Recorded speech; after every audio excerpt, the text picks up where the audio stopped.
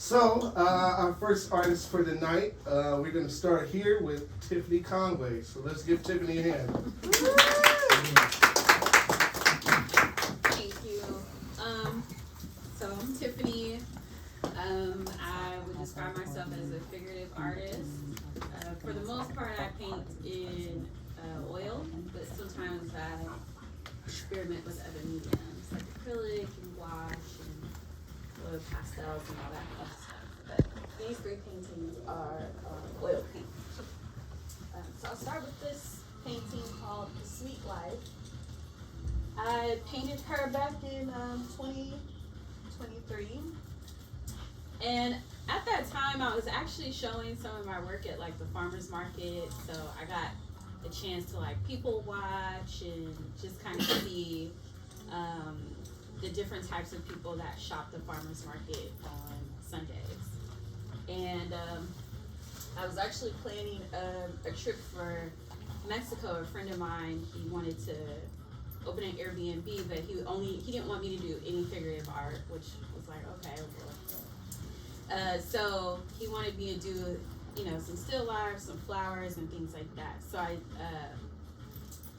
I did a few paintings just around women and fruit.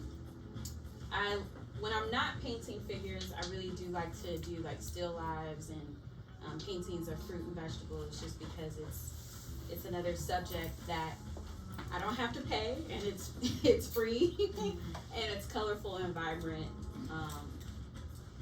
like the work that I like to create. So while I was here, I was painting with the figure and fruit, and then over in Mexico it was mainly just flowers and fruit. So this kind of gave me like a little practice run. But I really love this piece just because of like the awkwardness of her hands holding the fruit. I love the texture of her hair. It's just a really fun piece to paint. So that's The Sweet Life. And then next to her is a painting called Dancing Queens 1. There's actually two. Sometimes I'll work in like a small series or paint things in pairs just so that they have like a companion. And 2023, 2024, I was really interested in learning and studying the body and movement and dance. And I kind of like to keep these type of things open to interpretation. So she could be a sister, she could be a friend, or she could be one figure in different dancing positions. But I was just really having fun with learning more about how the body moves and sways, and kind of carrying that energy through her garment as well, and having a lot of fun with that pixelated background. And then next to her is a painting called Covered. So I did a solo show last year called Joy Jubilee, and it was about the inward spiral towards what I call unshakable joy. And I started that journey of creating that work back in 2022, actually, just because I was dealing with a lot of rejection. I was like, how do I keep my enthusiasm for what I'm doing, like while I'm dealing with all this rejection? So I started this kind of quest for joy. And I actually started with like a smaller series that was a little bit lighthearted and cheeky. And then like as I started to do more research about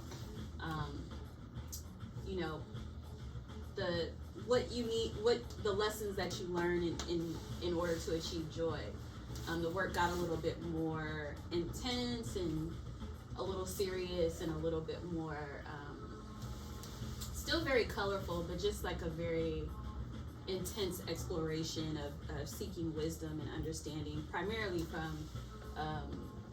from Black women, past and present. So I was, kind of gathering information from what I call Black women trailblazers, just because, this is the freest we've ever been, believe it or not. So you have to think about, what women were able to achieve in a time where you weren't really allowed to have a checking account, you weren't really allowed to be unmarried, like you didn't really own yourself. You didn't really have any self-agency during that time. So when we see, you know, certain icons like Eartha Kitt, which was my muse for that body of work, and seeing like all of what she was able to achieve, you know, given her circumstances that she was birthed into, it really inspired me to kind of document these lessons, these life lessons in womanhood about how to achieve joy. So this painting is called Covered. And every time I do like a body of work, I try and keep a theme throughout. So there's a daisy theme in each painting, and the daisy is used differently.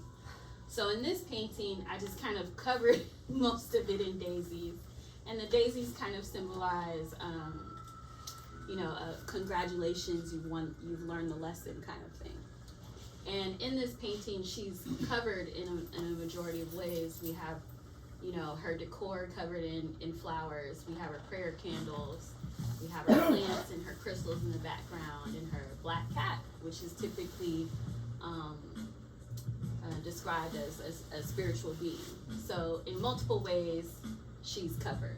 And she's also covering herself in prayer. So that's that piece. Anybody have questions for Tiffany? Question.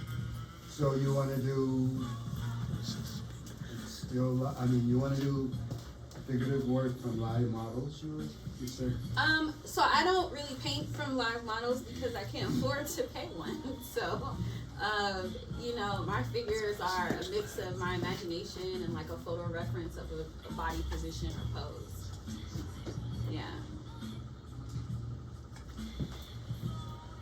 But I do still lives of, you know, for my own enjoyment, mostly of like fruits and like whatever I have lying around. It's a subject I don't have to pay, it's free.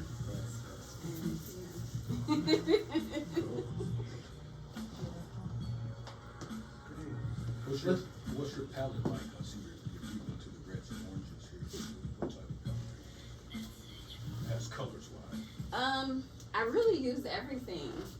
Most of my work is grounded in blue, some type of blue hue to some degree.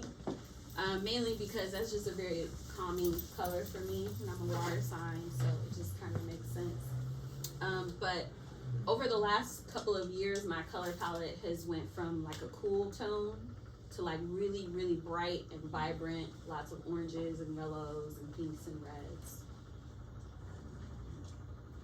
And what do you think the response has been from people who watch it, from going from the blues to the warmer colors?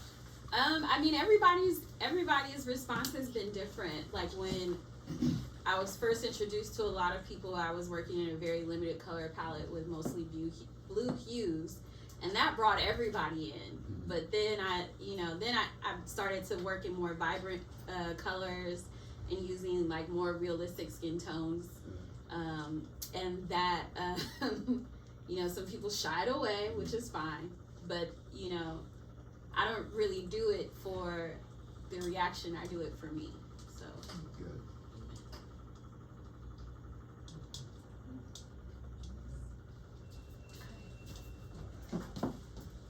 Sorry. Got some extra seats for you. Oh, thanks. Oh. All right, so let's give Tiffany another hand. All right, we're gonna bring on our next artist. We got Yolanda Patton. Hello. Excuse me.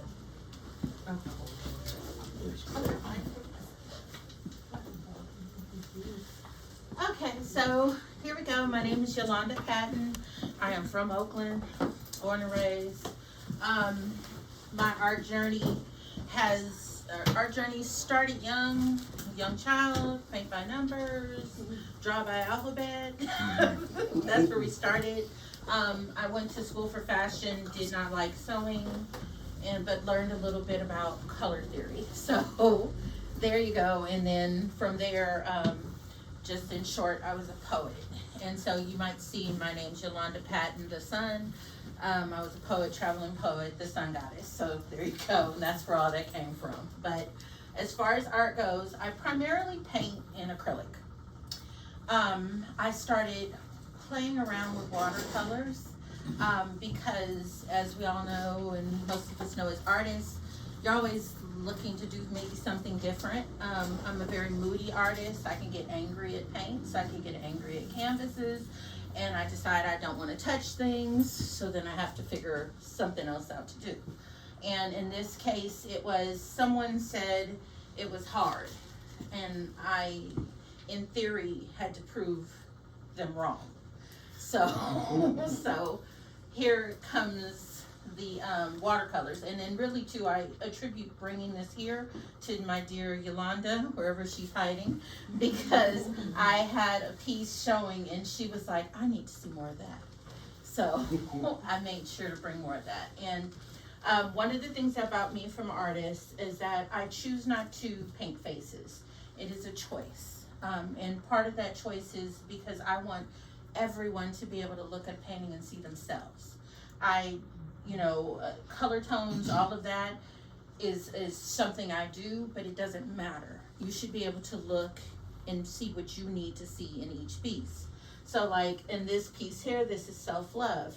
I painted this, it is positioned for a certain reason. It's positioned in the corner because this piece is all about her.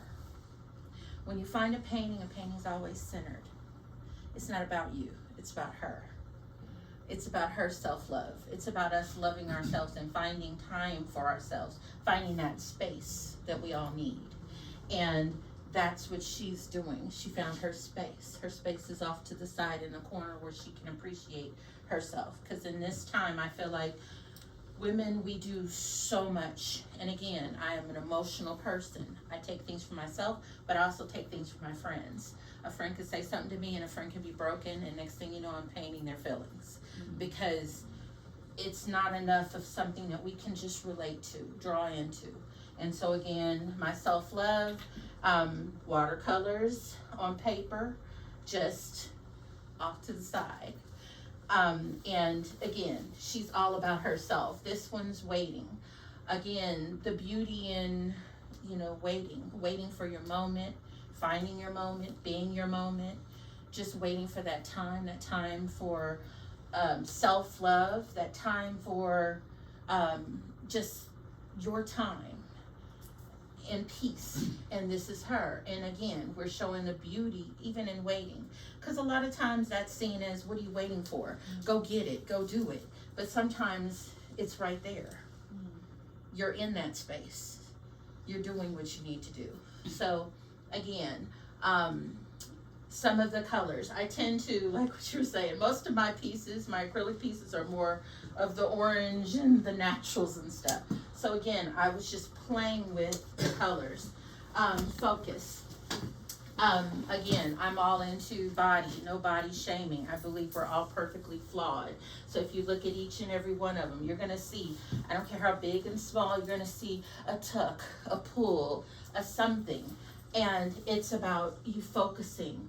Focus on how beautiful she is. She's showing you everything without showing you anything at all. Mm-hmm.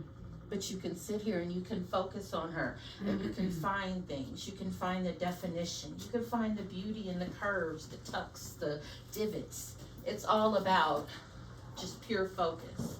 So that's where she comes in. And the last one, the perfect view. I laugh because I have another piece that says, this is what you see. Because it's what your loved one sees. It's what anyone sees when you walk away. And again, how beautiful and how perfect we are. So again, most of my paintings just comes from me trying to make you feel great about you.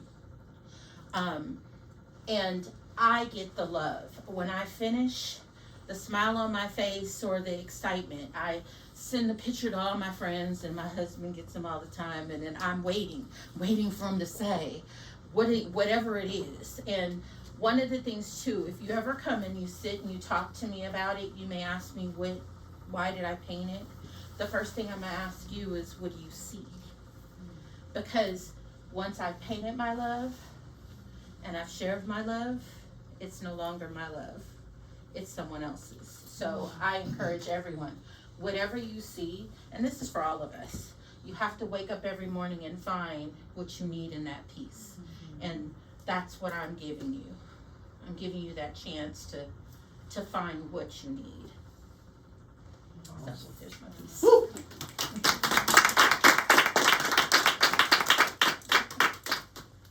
Any questions? I do have a question. So I noticed like it's very organic, like nature, your shapes and stuff. Are you also like sometimes looking at like the woman's shape being more organic in nature?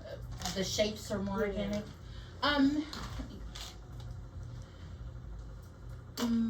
In truth, the shapes are, I look at me a series of life. Me in a series of life, some of my friends in the series of life, all of the changes that I have made within my life. I tell everyone I've been this big and I've been this big. But the one thing that I've been is beautiful the whole time. Right. That part. And I know that's something a lot of people have to reclaim and have to find. And no matter if you're this big or this big, but you have to find it. I walk in that. Occasionally, we all do, we fall off a little bit and we gotta ask somebody, does this look okay? But for the most part, you can even ask my husband. I'm like, I'm fine, I don't know about you, you know? But it's something that I just have trained myself to, if I'm going cuckoo and it's a bad day, the one thing I do know is that I'm good inside. And then that comes out, you know, I may do this or this a little bit sometimes, but yeah, doesn't matter. This is all earned, well earned. No, they just kind of remind me of flower buds and sometimes. Yeah. Well, yeah, and the petals, which some people see, it's really my hair. Because being the sun goddess, one of the things is that my hair is my rays. Because everyone talked about our hair not being, and when our hair is one of the most beautiful things. Sometimes we cover it up, and sometimes we do different things, but basically my hair is my complete, it fills my aura. And so these tend to be bald, but if you see most of my work, there's always the hair. And it's always reaching out. No matter if it's short or if it's long, it's always kind of curved up because it's our rays. It's something we have. No one can take away from us. And if it does go, we become beautiful bald women. There you go. And if that don't work, you can put some more. It's all an accessory. Anything else? Can we give Yolanda? Oh, I do have another question, and I'm gonna come back to you with the same question. What other locations? This program is everywhere. Are there African diasporas, multiple satellites? So where else can we see? Right now, I'm at SFWA, the San Francisco Women's Art Gallery. That was the opening was today, and then I'm at Ethnic Notions in Vallejo. Awesome. That one I think goes till June, something like that. I think it stops in June, but I'll be there. That reception actually is on the 26th. Great. Backtracking. Tiffany, can we, let's give Yolanda one more. Backtracking real quick. Where else can we see your work? I have work at it's an organization called North Berkeley Wealth Management. It's going to be on exhibition through May. And that's pretty much it. Awesome. Your show at East Bay Mud is over? It's over, And Yolanda participates in quite a few programs here at Studio 23, so you can check out their program. She van and she does this Art of the African Diaspora every year here. So we got a few honorary artist that shows here yearly. You can pick up one of these catalogs. It has information on all the different satellite locations for the Art of the African Diaspora. You can look them up by name and location. So we're gonna keep it moving to our next lovely artist, Shamir LeRae. Let's give her a hand.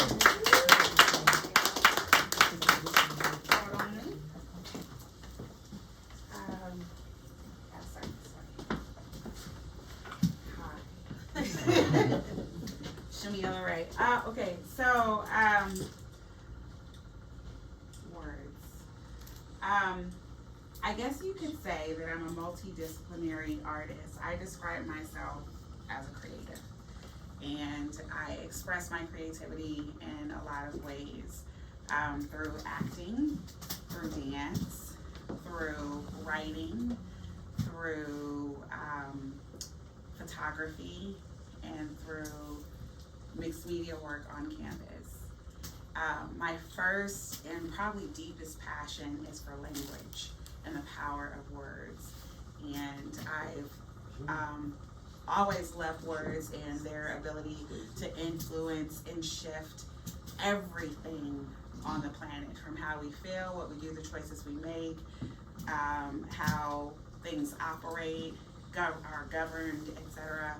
And so I studied as much language as I can from a child, became a journalist as soon as I could, which is around 7th grade, continued all the way through college, was an op-ed editor, worked on 10 o'clock news here at KTDU, and that's what I do in my corporate life, is I help people know how to communicate, both how to express and convey, as well as how to listen.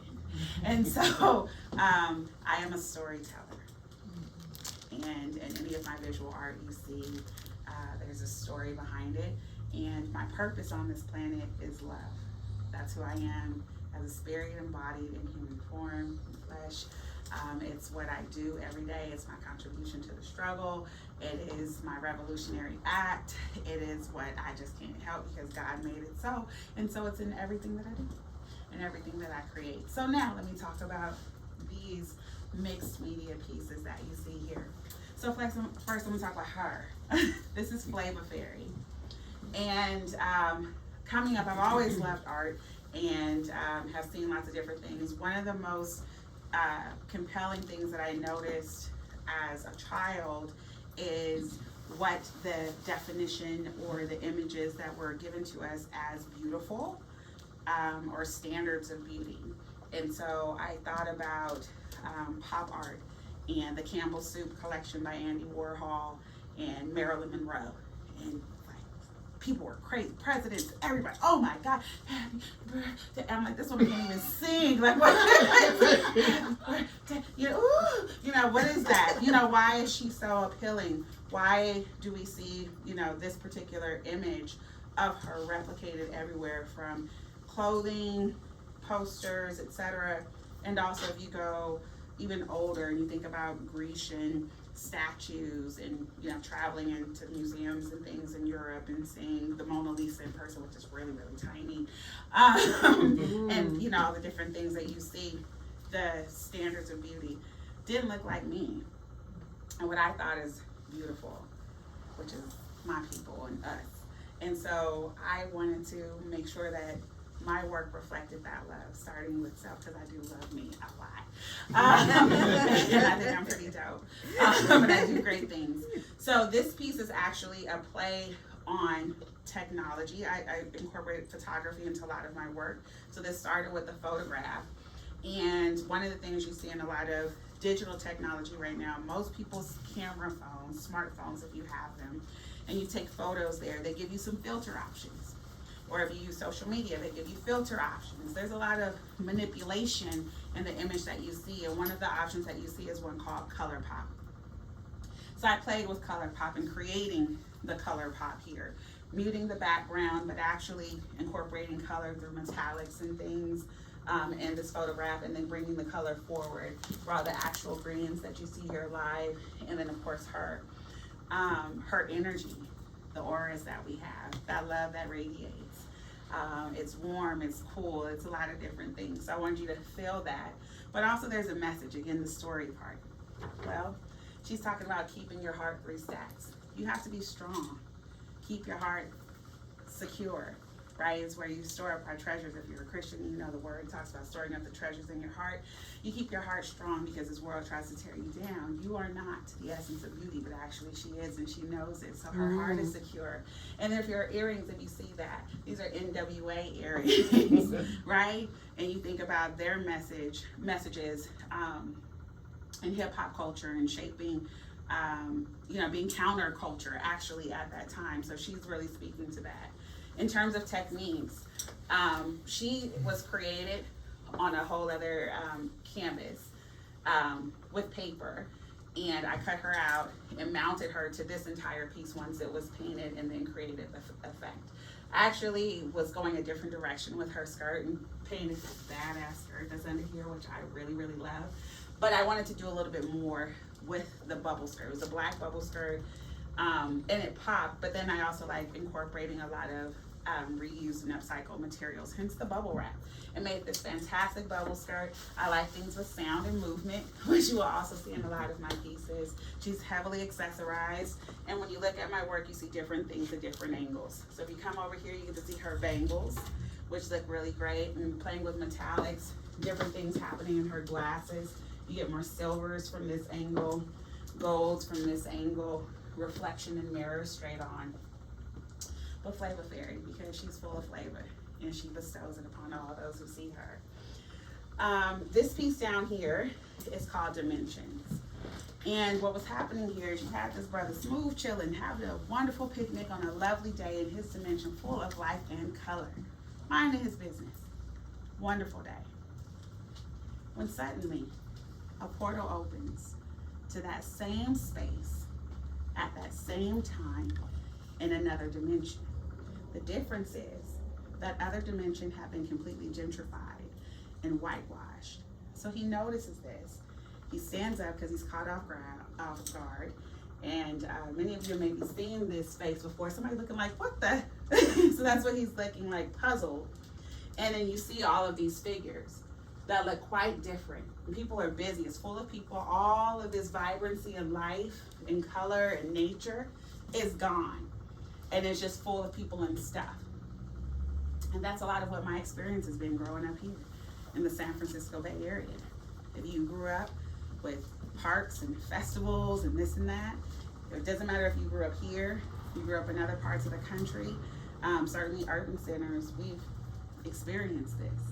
So this is about that and how we take it. Man, damn. You just look up, I remember when.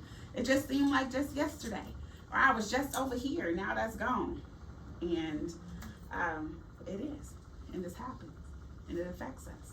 And doesn't just affect us, it affects everything around us, all the natural spaces. So that's what this piece is about. Again, it also started with a photograph that I took. And actually, these were all Black people. I was out at a festival someplace. Where was I? At DeFermery Park, actually. And so I incorporated that photograph into here and then just made everything else around it, just thinking about our experiences. And there was this brother whom I love. This is not what he was wearing, this is not what he was looking like or anything like that, but just, someone who is a little older than I that experienced a little bit more of the impact of that gentrification in this particular space and was a motivation and inspiration for this piece for me. Over here, this piece is called High Intensity. I don't know where the beats are, everybody can see it, but you can come look at it later. It's interesting, as people have looked at this piece, they focus on her. And she's so beautiful with this hair and feathers and all of that. This is another piece that started with a photograph that I took and completely manipulated it, right? And I wanted to do a little play again on pop culture. There's a music video that I love from the 80s by a band called A-ha. A song they have, Take On Me. And they go between reality and living in like this film strip comic book life. So I wanted to take a little bit of a play on that. So you see her is looking very real, but then all of this over here looking very comic book like. So just playing on that a little bit. But you see her, she's very fly, and it's an evening somewhere, and there's this figure. But this piece is really about love. And the way that I constructed, you actually see there are two parts of a heart. So there's this side of the heart, and then there's this side of the heart. It is a perfect heart, created that way intentionally. And while you think the focus of this piece is her, the focus of this piece is actually, and the intensity of this piece is actually coming from over here. This I, hence that lowercase h, E-Y-E, caps, intensity name of the piece. It's about the love that emanates even when you don't see the person, even when you can't see their expression, that energy is there. You feel there's some tension between these two beings. There's some feeling and passion between these two beings. And it is. Now this person over here is just joyous and looking great and beautiful and nice and ooh, that draws you in, but what you feel is not this. What you feel is the intensity coming from just that one little eyeball. Not even about the whole rest of the face. It's all about that intensity. So yeah, want to play. I learned a lot actually with this piece. I created it and I loved it, and I had never done any varnishing of my work before. And so I varnished just like certain parts of it. And what I learned about varnish, when you do a lot of detail work that I do with acrylics, is that it kills it, it flattens it out. And so I was like, okay. And I learned that on this piece as well. There's a lot more detail in the grass and in the flowers before I had applied a varnish. And so I learned that that's not something I want to do. But that's another great thing that I love about creating is you try and you experiment. And I love trying and experimenting and doing things a little bit different. And I don't know that I'm done until I'm done. This was a whole painting, and then I wanted to do something more. So then I added some hair. I was like, oh, this is a whole painting. And oh, it was great. But then I wanted to do something more. So I created this cape, which is actually a cape that I have in my home with this beautiful feathers, and it was beautiful. But then I wanted to do something more. So then I hand painted every single feather that's on this canvas. And then I don't know that I'm done until I'm done. Same thing with this bubble skirt over here, or starting with the photography over here. Like the story emerges as the piece is being created. Thank you.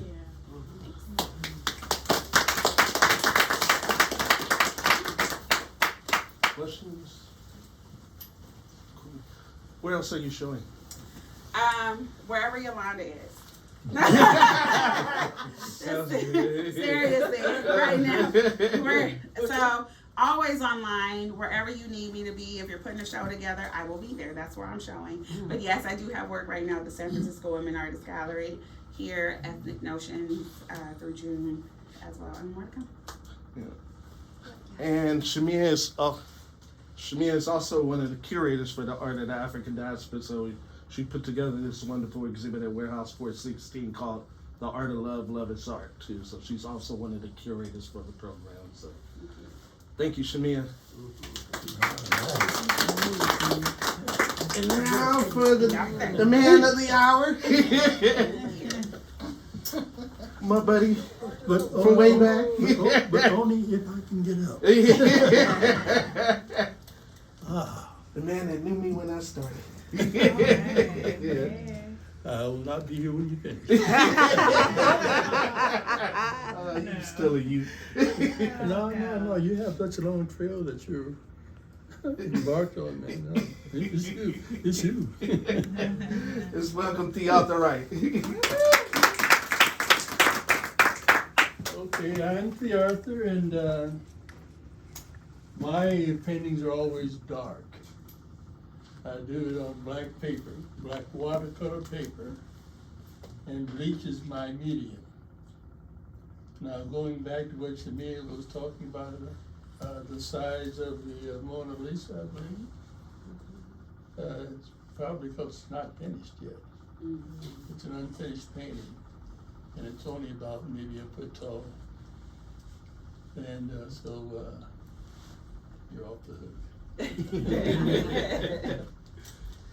So at any rate, I use bleach to make my paintings, and it was an accidental thing for me that I knocked over a quantity of bleach on black paper, and it turned gold. And I thought that was kind of cute, you know. try it again. Still turn gold. What do they say about somebody who refuses to believe? Well, that was kind of like me. But I also saw something happening in that little puddle of gold that it turned into, that I knew that I could work with it for what had turned out to be so far 30 years. And I've managed to this point to sell them in 15 countries outside of the United States. So maybe the rest of the world is catching on too. Thank you. Now, I chose to become an artist, actually, pretty much like Yolanda says about the crayons, the 1, 2, 3, 4 ABC method. And I even developed a little icon that I put on my homework, or not my homework, but the little work that we got in school, say 2nd grade on. I kept that same icon for about 3 or 4 years, and finally the teachers noticed it and asked me if I liked to paint. And I said I did. And they started giving me some assignments around the school. Now, somewhere down the line, I also picked up a talent for writing. And I was actually a published writer before I was ever an artist.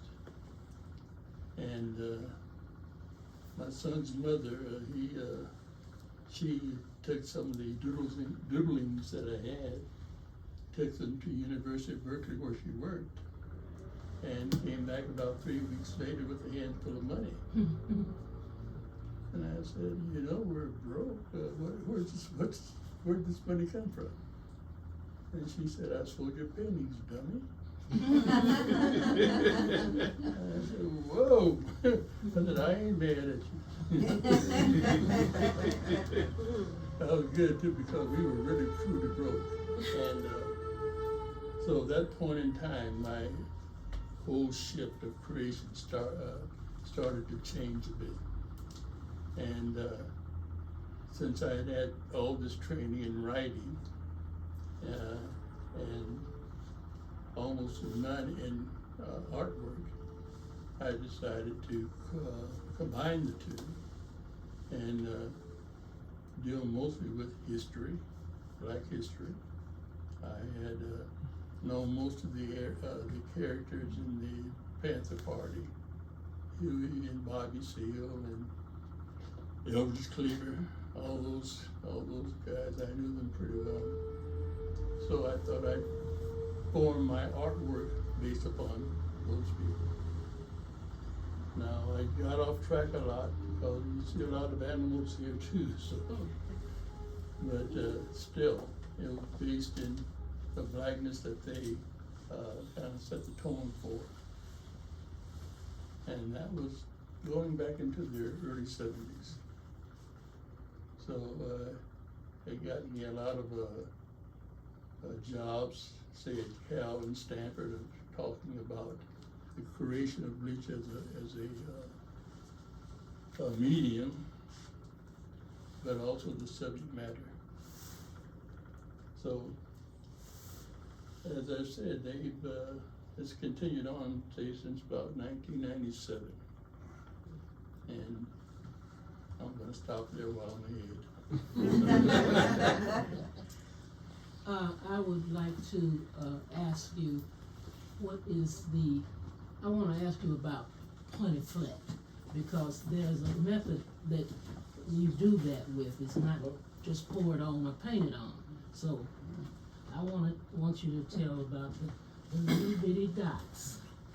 Okay, this is my good friend Jeanette.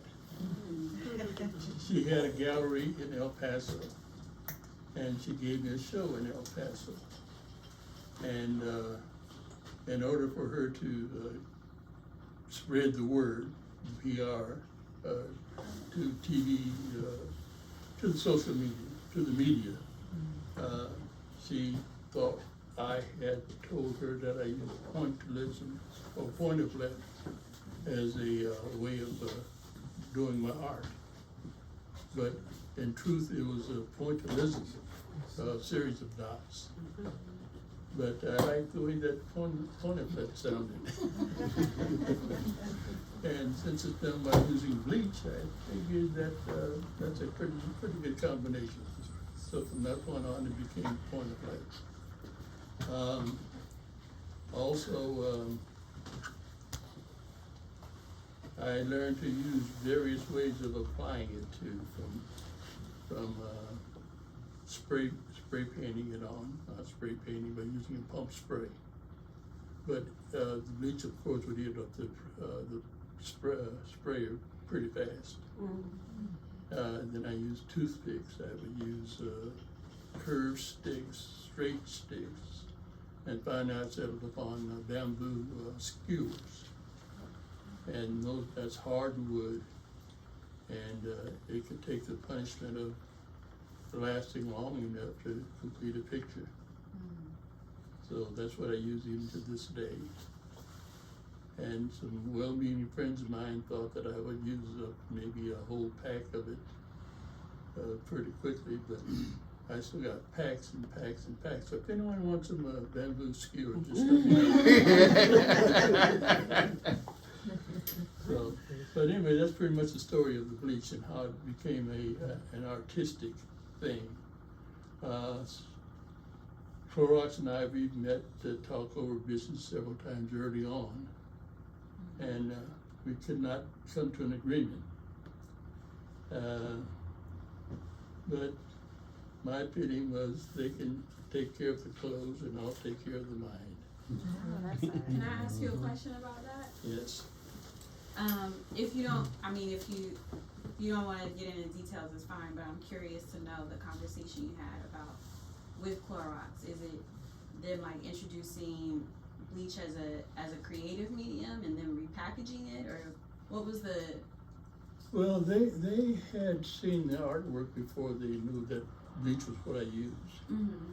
And then I had a catalog printed up, much like the ones I have here, that explained how I did it.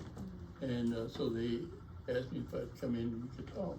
You know, this is what they could do for me. They could give me a whole lifetime supply of bleach. Or else, but see, I'm thinking a little further ahead than that. I wanted a whole truckload of money. For real. So we couldn't get together on that. But also they had a big layoff at that time, and they laid off the people that I was talking with. And so that didn't help me at all. But anyway, I still felt this way. I didn't need them. If anything, they needed me. And even though we never partnered again, this has gotten me to where I was subject matter for a college course. They called me up, they wrote me letters saying that they're going to use me for a college course. Would I mind? Please. And also a few other things too that just worked out great for me. People have stolen my work quite a bit and put them on their own products, you know, like smelling salts and stuff like that. Doesn't quite work out, but that's okay. It still gets around. So, any more questions? One question. So when you're doing have you ever reworked an art piece? Like once you do it, can you go back with the bleach and do it? Mary J. Blige. I did one picture of Mary J. Blige, and I did a oops, big puddle of bleach, and I couldn't change it. So I couldn't, you know, go back to where I was wanted to be. That's the word. And so I just changed it from a big block into a tambourine. And it sold almost immediately. Happy accidents. There are no mistakes in art. Exactly. Yeah. You just take it, change it to something else, call it something else, and keep on stepping. Yeah. What I'm asking though is like, does it change, like the chemical reaction once it's down and then you put another layer of bleach, does it change? Mystery still out, because it like, Clorox brought their engineers in, ran tests on why does it make this black paper turn gold. And what they didn't know at the time was I'd gone even further and tested other colors. Blue and red and green, and they all turn gold. So Clorox's story was that the combination of chemistry of the blue dye in the black paper that I was using was combining with the Clorox to make the gold. I said, well, that's great for black. That's great for black dye, but it doesn't tell me a thing about this green dye that I tested on too, or the blue, or the whatever color I tried to use.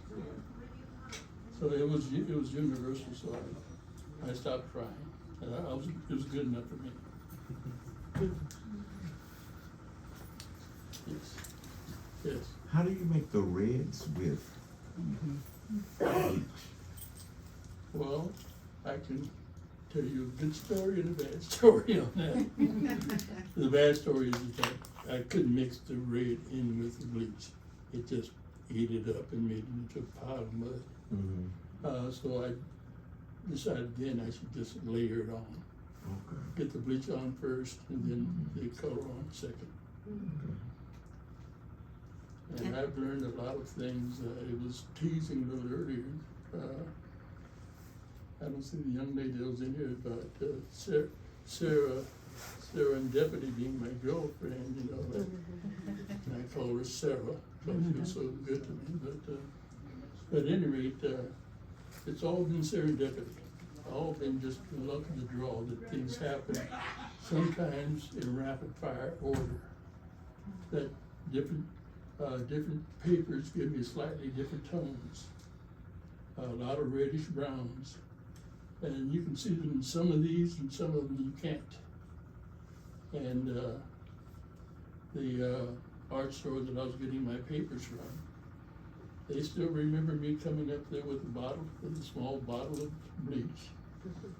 And I told them I'd pay for anything that I read, but I'm gonna find that paper I was looking for. And I never did really find it, but it worked out just fine. So, Let's give the author another hand.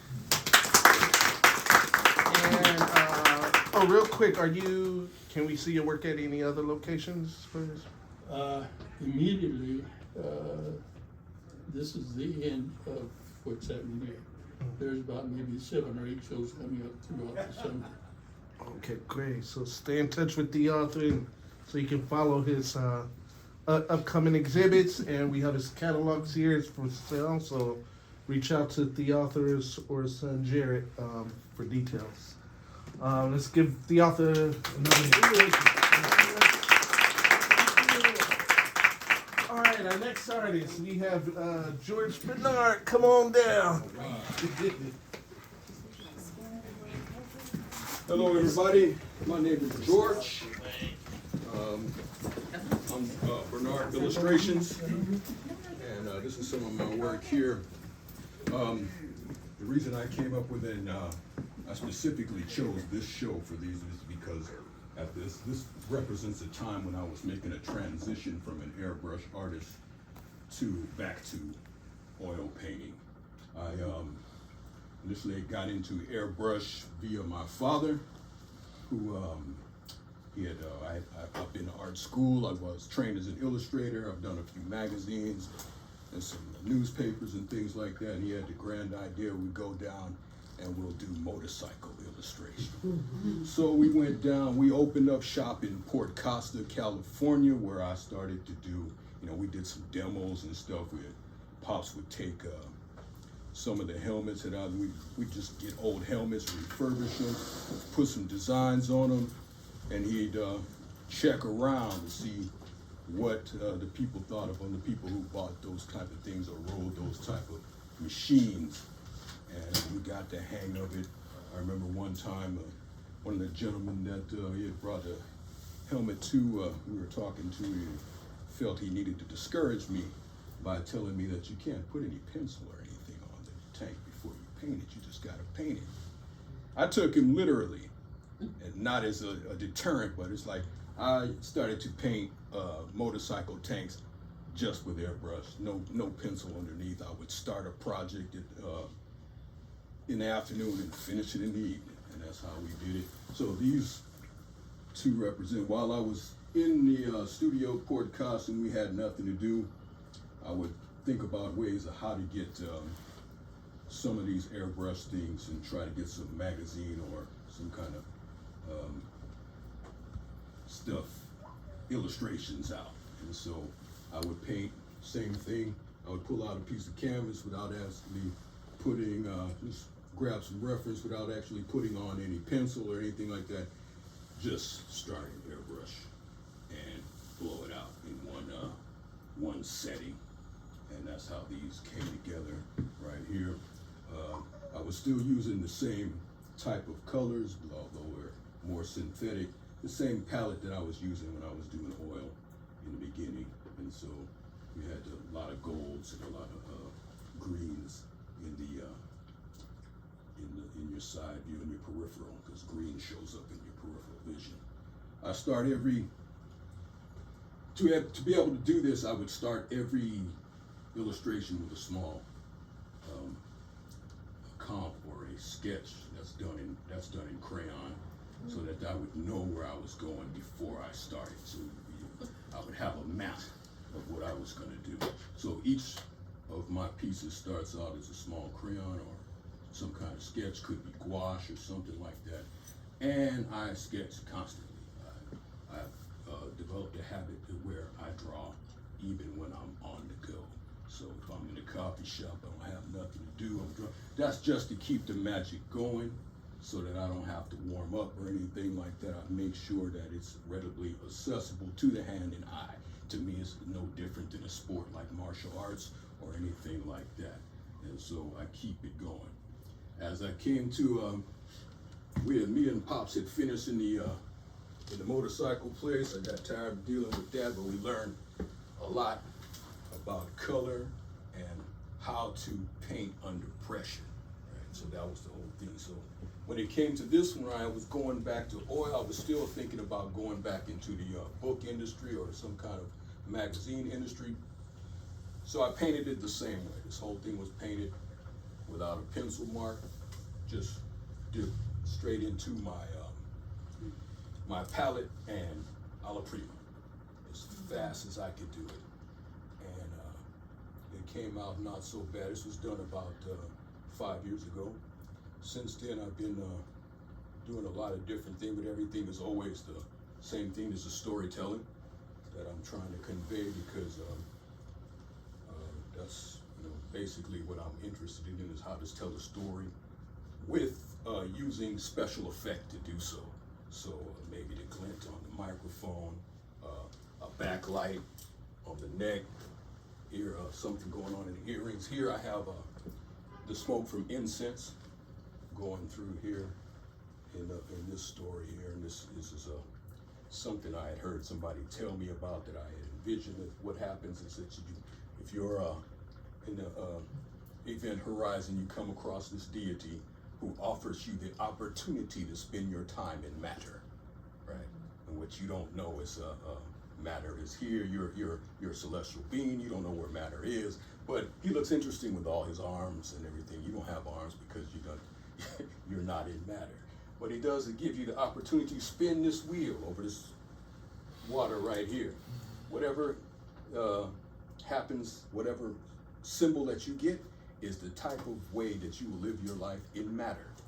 And it's a very funny thing. I thought it was kind of funny, but it was like, and this is why the things that happen here on this plane happen. So that was the story that went along with it. If you stretch it out a little bit, it becomes a book cover. But that's the way I've been approaching my artwork. I use a double primary palette, which is like 2 different yellows, 2 different blues, 2 different greens. One is warm and one is cool. I figure if you use your color theory and what you've been taught, you can mix any color from these colors. Like you don't need to go buy expensive lavenders or stuff unless your painting focuses on something where you're going to need a lot of that paint. Like if you're doing maybe a landscape and you don't feel like making your own green every time, you might want to enhance your palette with green. But my basic palette is always the same, and if I need to add something, a highlight color or some other color that I need to use, I'll just add it. But mostly I can blend any colors from those double primaries. And the same thing happened in the airbrush shop. We just had bottles of paint. I would buy warm and cool reds, and we saved me a lot in paint and a lot of time. And to me, color and painting basically is a science. To me, it's like your color wheel, and it's just a very scientific thing to do. Kind of reminds me of the ancients in Kemet, who used to use these certain mixtures and their technology and their mythology to express what they did on the temple walls or with the sculpture. And that's pretty much what I'm doing. So I chose this basically to honor my pops, because he'd be happy that I'm still doing what I'm doing right now, and he would be happy to know my mother's my new business partner. All right. We out here doing it. Are there any questions? I have a question. So, is your backgrounds black, or do you create the black backgrounds? I create the backgrounds, like on this particular piece is all in oil, alla prima, so I'm painting the background right there with, these build up a bit. So you're gonna paint the background in, but with airbrush, you're gonna put stuff on top of each other. Now, with airbrush, you're gonna need some white for that color to come through. So you're gonna blow out this black first, and you're gonna leave this red so that it shows up at the end, and you're gonna push. Airbrushes actually acts more like a pencil than it does a paint, and so you can as you get closer, you get brighter. As you pull back your brush, it disperses a bit, so you can get pretty much a lot of effects that you can't get with oil. It just doesn't work that way, right?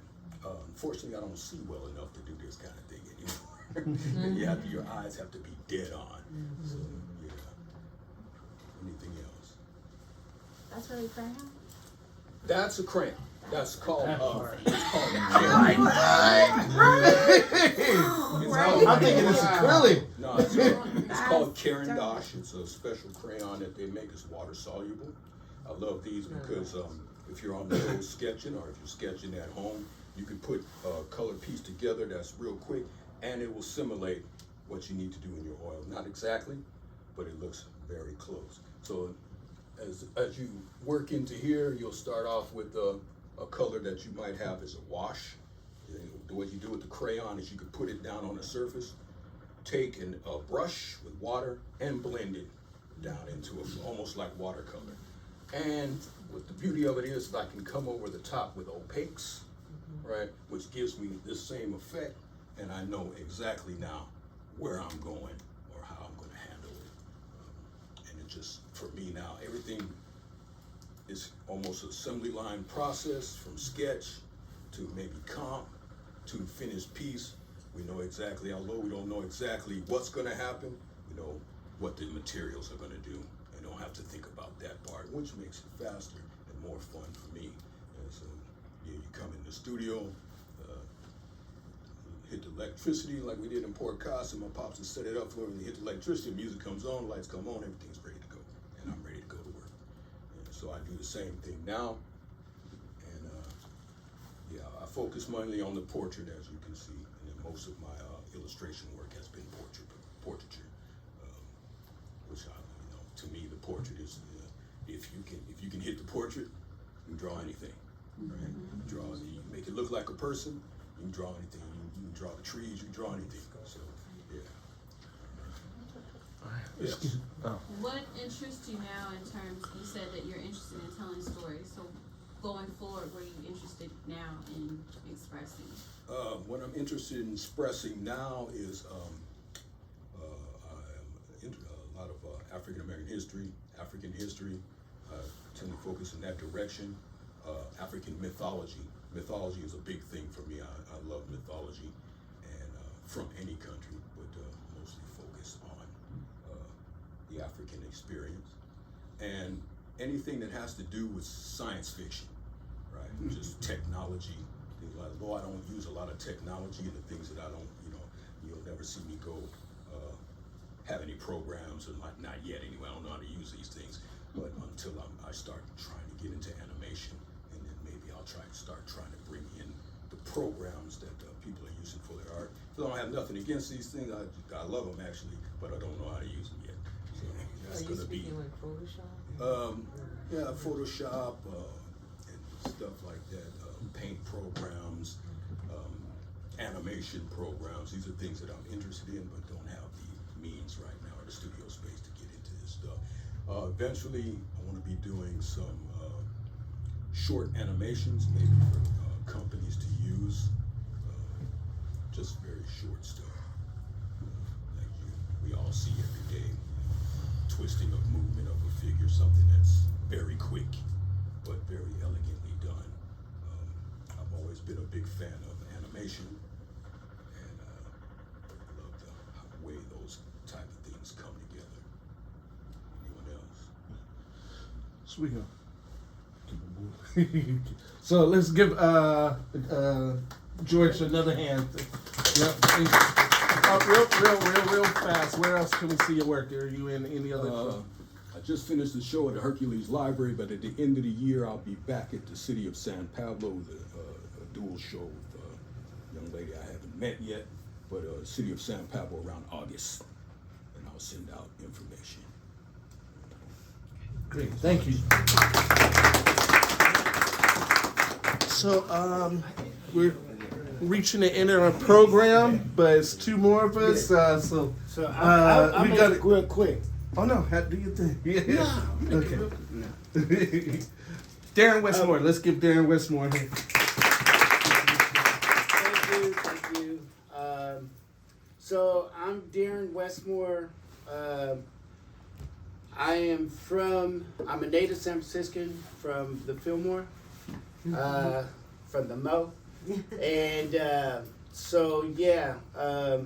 but my parents migrated to Mexico, and I was raised out there. My brother was born out there. So we traveled a lot. I've been all over. And that's what we used to do. So just move a lot. And so, but I'm an actor by trade. So I did a lot of film, a lot of stage theater, stage works out of San Jose, Fillmore at the Western Addition. Then I went to ACT. Then I traveled with the Shakespeare Company. I did a lot of that for a while.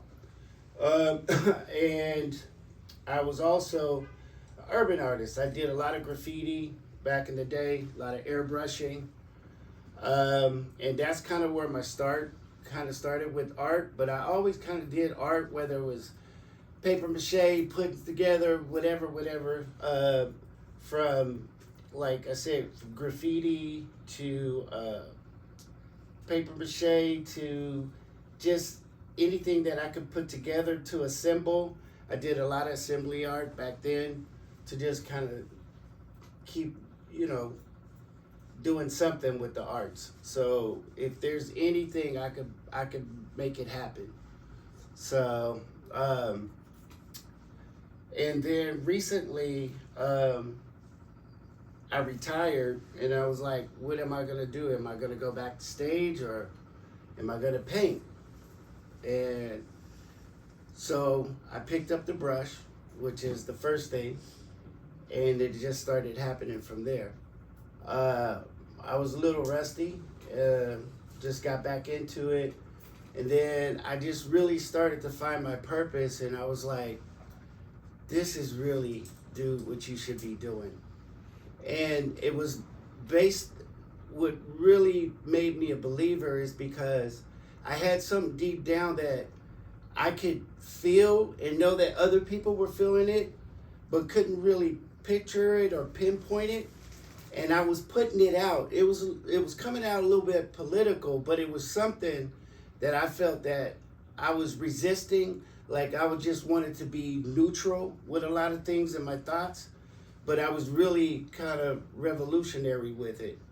But so I just started putting it to the canvas, and on these pieces specifically, different cloth derived from, I had questioned myself. I said, well, you're going to be an artist. I said, so who is or what is an African American artist? I had to question that.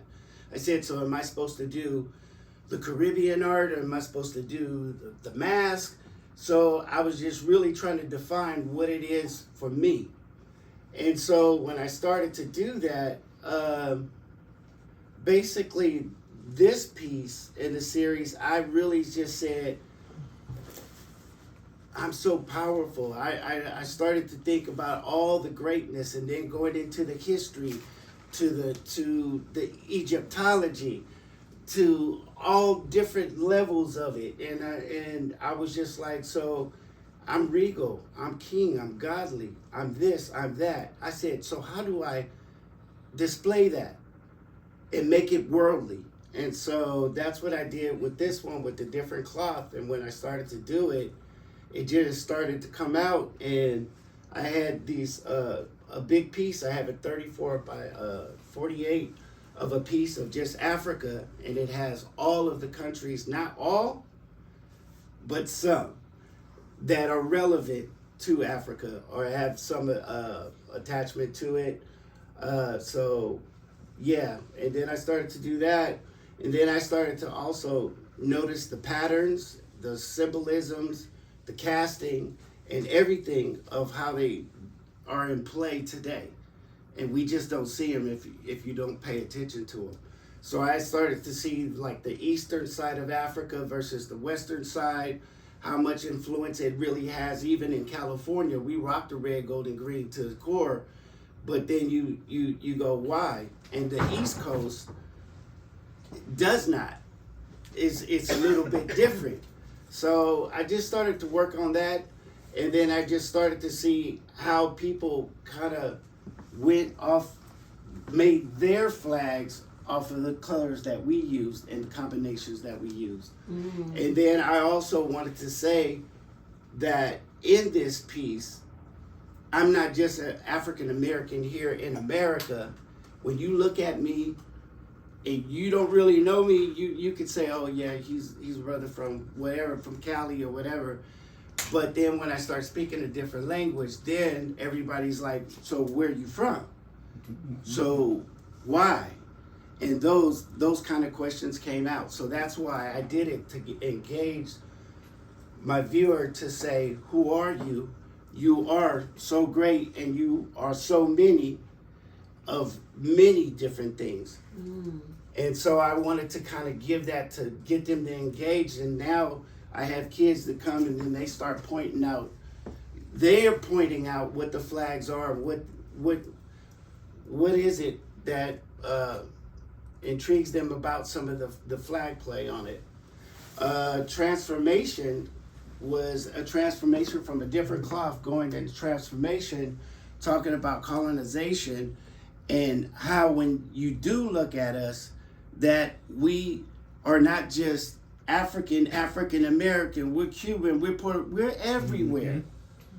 So without us, it's just like, you look at it and we're just the spikes, we're the algorithm of what's really going on right now. And right now they want us to be peacemakers, but it's like we've evolved to somewhere else, to where this is it, this is factual, can't run away from it. It is what it is, and sometimes it's uncomfortable for a lot of people. to really see it and to really give it its true truth.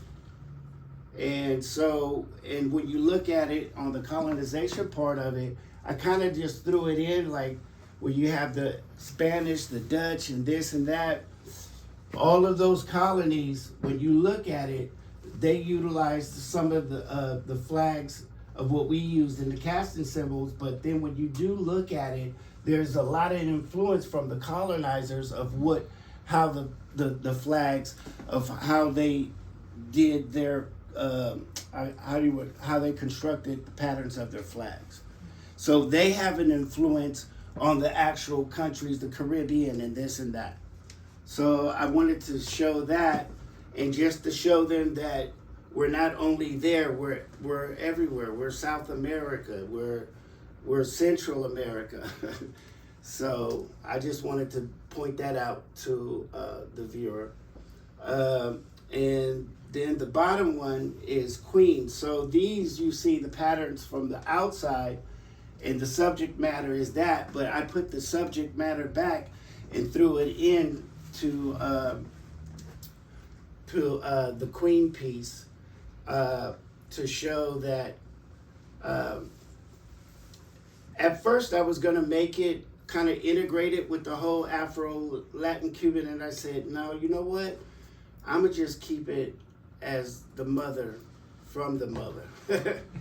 And so I just did that, and so that piece came about from that, and so I just played with that. And so now I have like 5 other paintings of this that sparked from these. So they're being worked on, they'll be shown shortly. And then this one is Nativo, and this is sort of like a depiction of the duality of myself,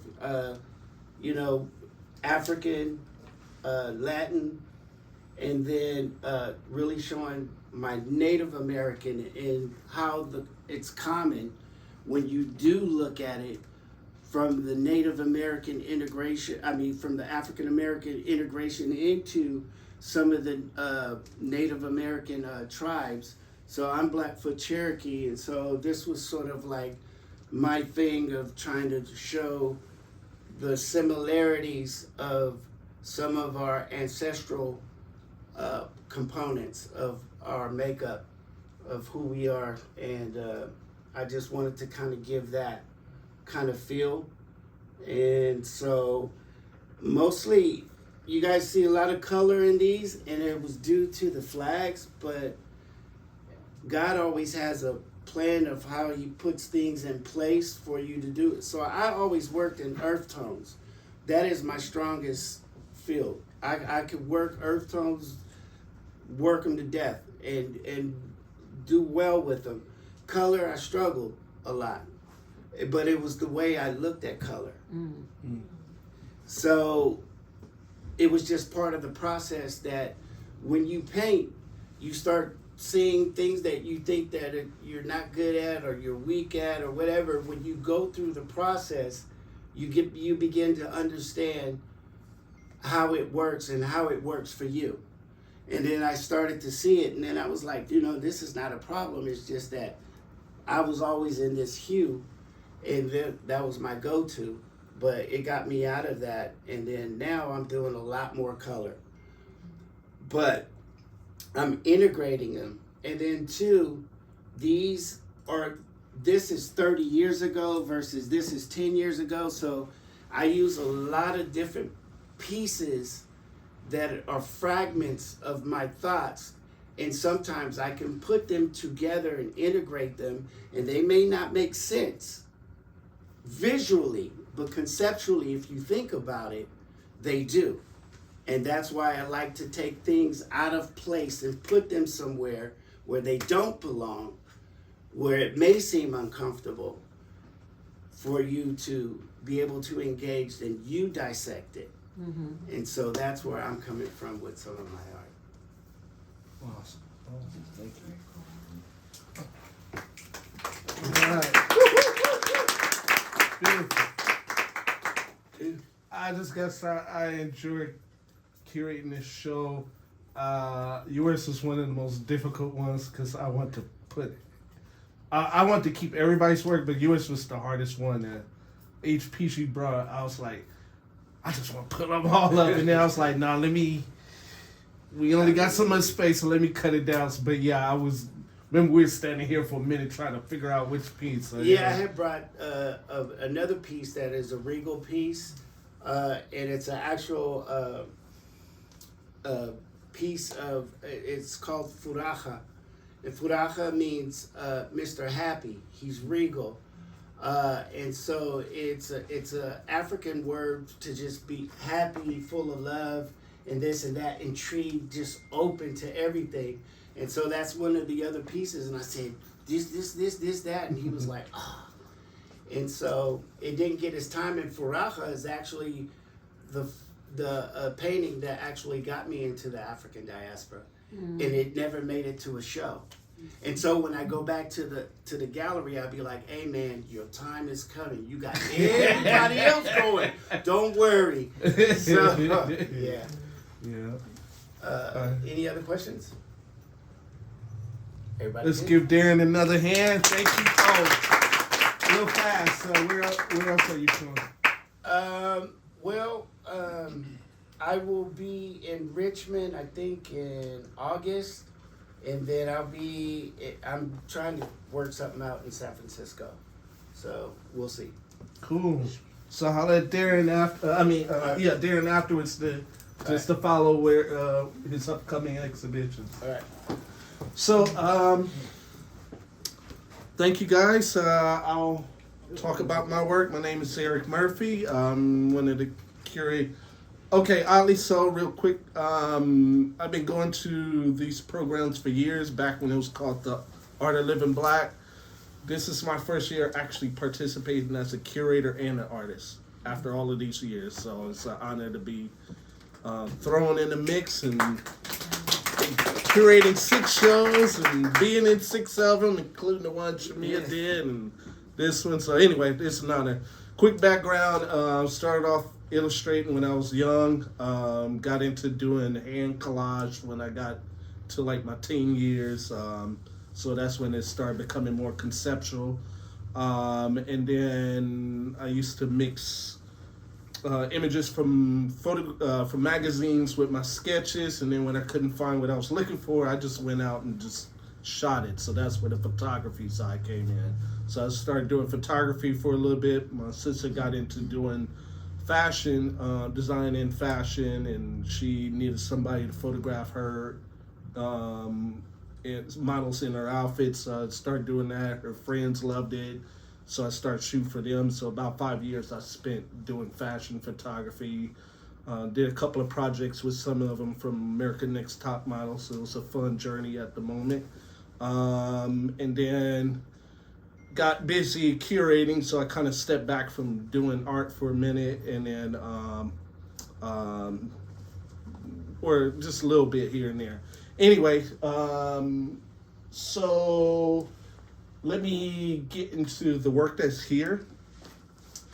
I have 2 series, so 2 bodies of work that I mainly focus on. I have a series called the Oakland All-Stars. So I do these portraits of dignitaries, celebrities, or community leaders you may or may not know that's from Oakland or have a strong affiliation with Oakland.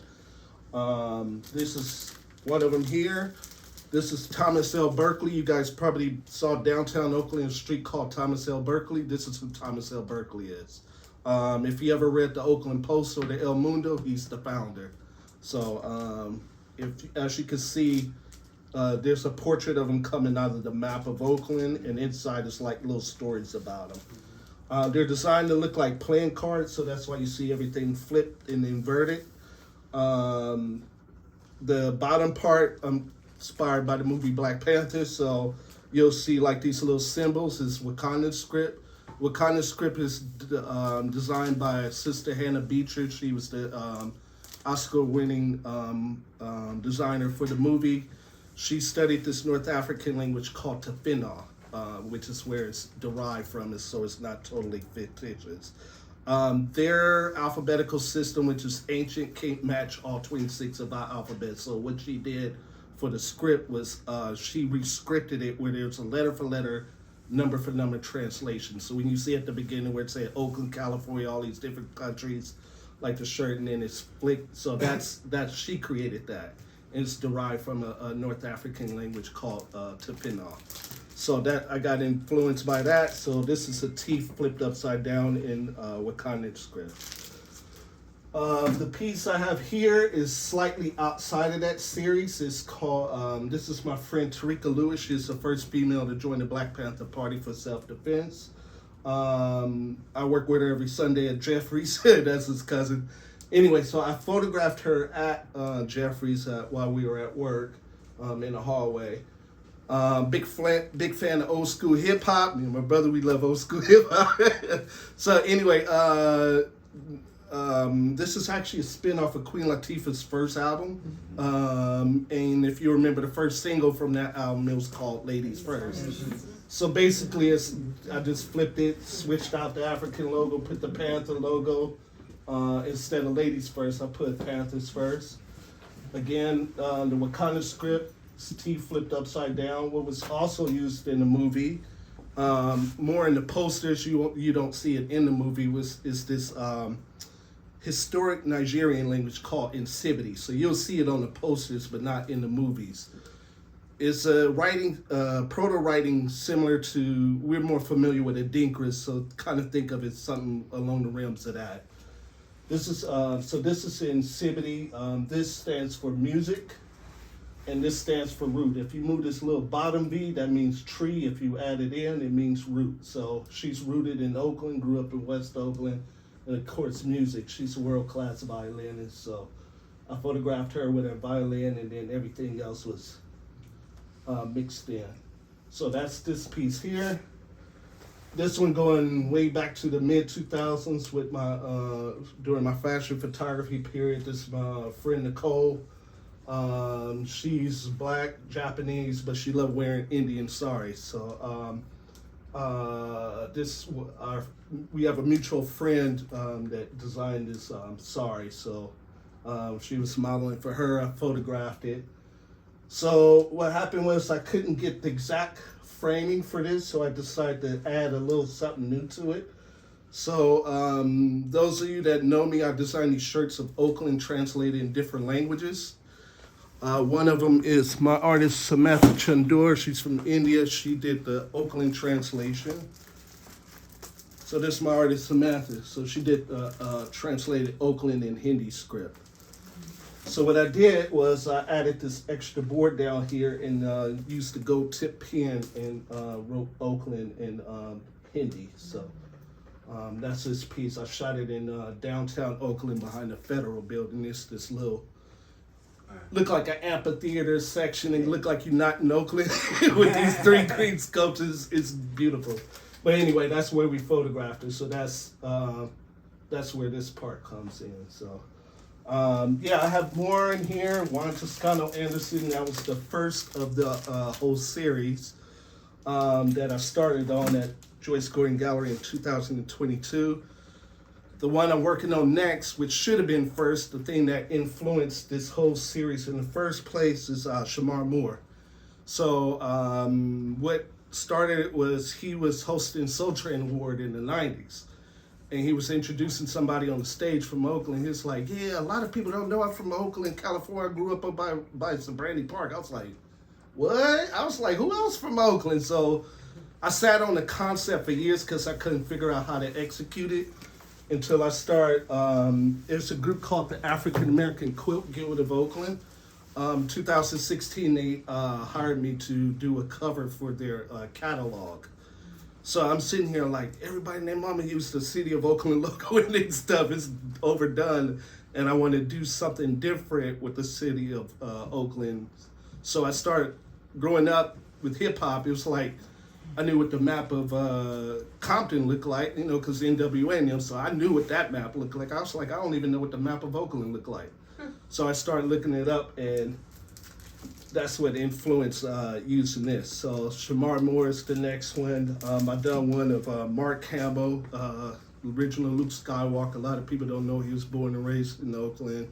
I did one of Zendaya, who actually came to my studio, took a picture right in front, so that was fun. But anyway, that's my body of work.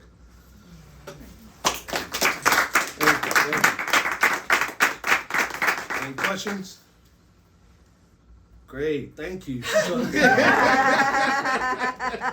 So thank you guys again for coming out. We're gonna wrap it up.